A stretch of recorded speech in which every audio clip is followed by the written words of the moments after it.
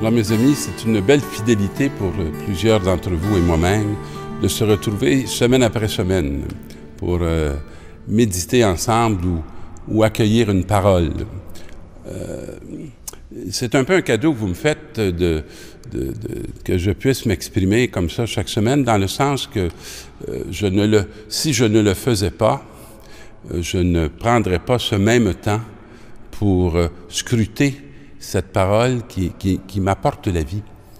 Et je le ferai pour mon homélie du dimanche, mais là maintenant, je le fais à la fois pour l'homélie du dimanche et je le fais aussi pour vous, l'ayant déjà fait une autre fois, pour écrire un commentaire, ce qui me fait scruter 3 fois la parole. Et c'est une grâce que je pourrais dire qui vient bien éclairer et m'aider de passer des ténèbres, de l'épaisseur du quotidien à la lumière du Christ ressuscité. Et cette semaine, la première lecture va nous parler des premières communautés chrétiennes. La multitude de ceux qui avaient adhéré à la foi avaient un seul cœur et une seule âme. C'est très touchant parce que ça nous dit que cette multitude était dans une unité. Ce n'est pas, je dirais, l'unité, le propre de la communauté humaine. C'est beaucoup plus facile pour nous de nous vivre divisés que nous vivre dans l'unité. Et personne ne se disait propriétaire.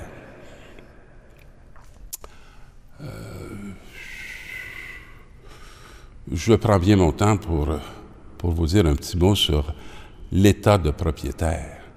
S'ils ne se disaient pas propriétaires, c'est qu'ils avaient déjà fait un long chemin de dépossession. Parce qu'il est très facile pour nous de sentir que tout nous est dû, que tout nous appartient et que tout existe pour notre propre service. Alors, eux ne se disaient pas propriétaires de ce qu'ils possédaient. Leur avoir ne leur appartenait plus. Qu'en est-il de vos avoirs et qu'en est-il de mes avoirs? Est-ce que je crois qu'ils ne sont que pour moi, puisque je les ai gagnés, puisque je les ai acquis? Et ils mettaient tout en commun. Il faut avoir une grande sécurité pour mettre les choses en commun, parce que mettre nos choses en commun, c'est de perdre le pouvoir sur nos choses. On a une nature de pouvoir plutôt naturelle et de se mettre dans la vulnérabilité, de se déposséder et de ne plus pouvoir contrôler ou utiliser que selon notre pensée, nos biens exigent vraiment une conversion assez profonde. Et c'est avec une grande force que les apôtres portaient témoignage de la résurrection du Seigneur Jésus. Dans nos sociétés où on dit que la foi est privée et que nous n'avons pas trop à faire d'écho public de cette résurrection de Jésus, on ne pourrait pas dire que les chrétiens, spontanément, sont en train d'annoncer avec grande force, souvent grand silence, souvent timidité, souvent inquiétude. Et la puissance de la grâce était sur eux tous. C'est un beau cadeau que de recevoir cette puissance qui est très gratuite et qui nous permet d'annoncer à nos frères et à nos sœurs qu'il y a une force qui peut les faire se mettre debout dans ce qui actuellement les menace et les inquiète parce que ça pourrait les détruire. Mais de dire qu'il y a cette grande puissance qui nous fait nous mettre debout dans ce qui peut nous écraser et ce qui peut écraser nos frères, c'est un cadeau inestimable. Et là, on nous dit, aucun d'entre eux n'était dans la misère. car tous ceux qui possédaient des champs ou des maisons les vendaient et ils en apportaient le prix pour le mettre à disposition des apôtres. Il y a beaucoup de gens que je connais qui font de la culpabilité par rapport à cette parole. Est-ce que la parole qui est ici exige de nous déposséder de tout? Un de mes bons amis qui est un homme qui a certains moyens financiers et qui a été excessivement proche de Mère Teresa, dont plusieurs peut-être connaissent parce qu'il a donné son témoignage à travers le monde et sur des réseaux publics ici. Un jour était allé à Calcutta pour voir Mère Teresa et il n'avait qu'une seule question. Mère Teresa, est-ce que je dois tout distribuer mes biens? Est-ce que je dois donner tout ce qui m'appartient pour répondre à l'appel de Dieu? Et elle a dit à M.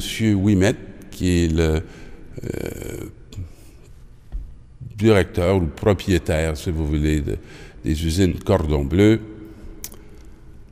vous ne pouvez rien donner parce que vous n'avez rien. Il n'y a rien qui vous appartient. Il n'y a que des biens qui vous ont été confiés et qui ne sont pas les vôtres, mais qui sont ceux de Dieu. Et votre première responsabilité, c'est de partager ces biens avec votre famille, qui est votre premier appel et votre première responsabilité.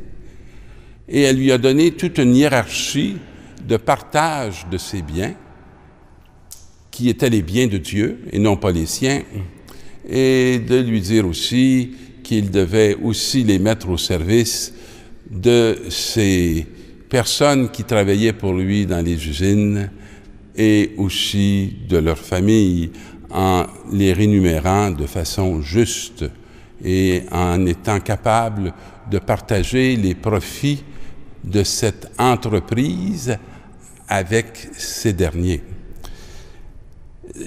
Alors, on voit ça ici. Il les mettait à la disposition des apôtres. Il partageait le bien pour la communauté.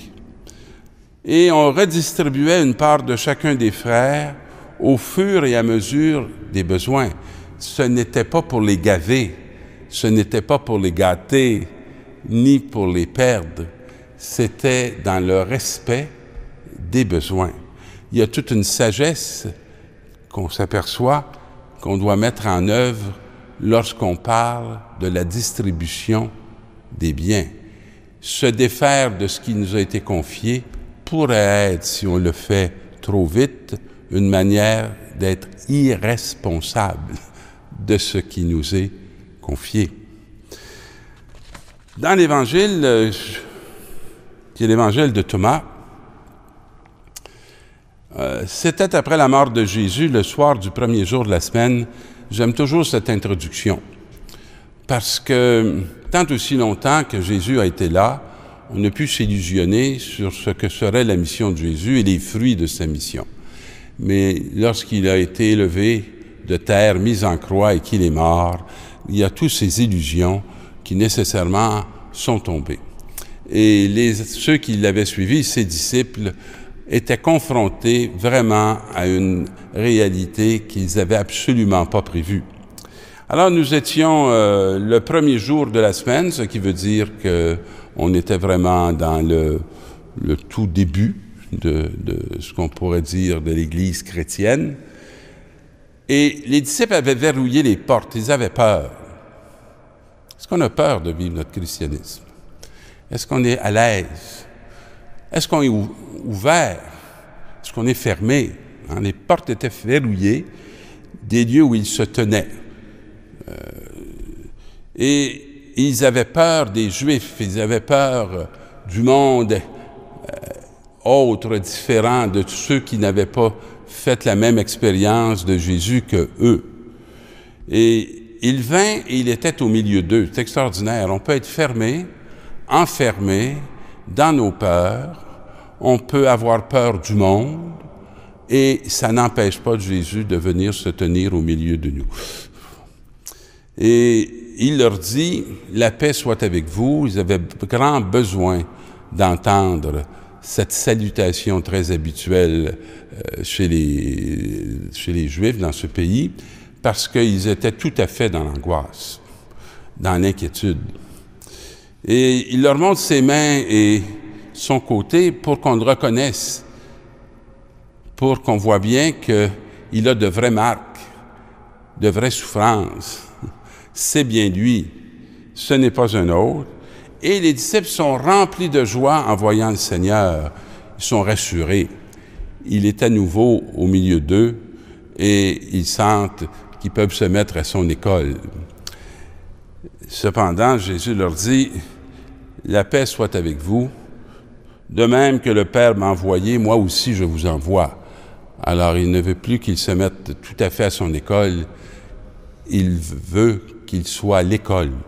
Donc, il les envoie justement dans ce monde dont ils ont très peur, puis il les envoie de la même manière qu'il a été envoyé, je dirais, sans grande puissance, sans argent, mais avec une force extraordinaire, celle de savoir que le Père, à travers maintenant Jésus, les envoie.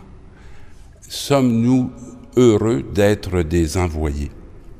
Et il répand sur eux son souffle, voici le grand don, le souffle du ressuscité, celui qui a traversé la mort.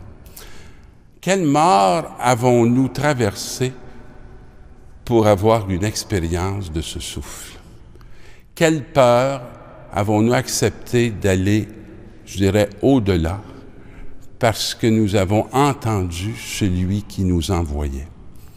Et dans cette parole extraordinaire, on dit comme première mission, « Tout homme à qui vous remettrez leurs péchés, ils lui seront remis, et tout homme à qui vous maintiendrez ses péchés, ils lui seront retenus. » Je ne sais pas si vous connaissez le nombre de personnes dont les péchés ont été retenus. Je ne sais pas si vous connaissez dans votre vie vos péchés qui ont été retenus. Mais si personne ne vient pour vous les remettre, alors vous êtes condamné à être enfermé dans le péché, alors que vous êtes appelé avec votre péché à rencontrer Dieu. Première mission de l'Église, de donner ces conditions de liberté pour que la mort du péché soit vaincue et que les hommes et les femmes de ce temps retrouvent, je dirais, leur condition initiale d'être en lien avec Jésus. Thomas va recevoir difficilement ce témoignage des apôtres. Il va douter, il va exiger de mettre ses mains dans les plaies de Jésus. Et 8 jours plus tard, dans des conditions similaires où ils sont encore dans la peur, ils sont encore enfermés, cette visite de Jésus lui permettra de recevoir l'invitation de mettre ses mains dans son côté et dans ses plaies. On va demander que vous puissiez, vous aussi, être capable d'accueillir cette invitation du Christ à aller par les chemins, apporter une bonne nouvelle et de le faire, non pas en exigeant d'expérimenter nécessairement toutes les plaies, mais dans la confiance d'un témoignage que vous allez recevoir par ceux qui encore aujourd'hui sont les témoins de cette bonne nouvelle. Bonne semaine, mes amis. Je vous invite à écouter la lecture qui suit de cette belle parole. C'était après la mort de Jésus, le soir du premier jour de la semaine, Les disciples avaient verrouillé les portes du lieu où ils étaient, car ils avaient peur des Juifs. Jésus vint, et il était là, au milieu d'eux. La paix soit avec vous. Après cette parole, il leur montra ses mains et son côté. Les disciples furent remplis de joie en voyant le Seigneur. La paix soit avec vous. De même que le Père m'a envoyé, moi aussi, je vous envoie. Ayant ainsi parlé, il répandit sur eux son souffle. Recevez l'Esprit Saint. Tout homme à qui vous remettrez ses péchés, ils lui seront remis. Tout homme à qui vous maintiendrez ses péchés, ils lui seront maintenus. Or l'un des 12, Thomas, surnommé Didyme, et dont le nom signifie « jumeau », n'était pas avec eux quand Jésus était venu. Les autres disciples lui disaient « Thomas, nous avons vu le Seigneur. Nous l'avons touché et vu ses blessures. Nous l'avons vu manger et entendu sa voix.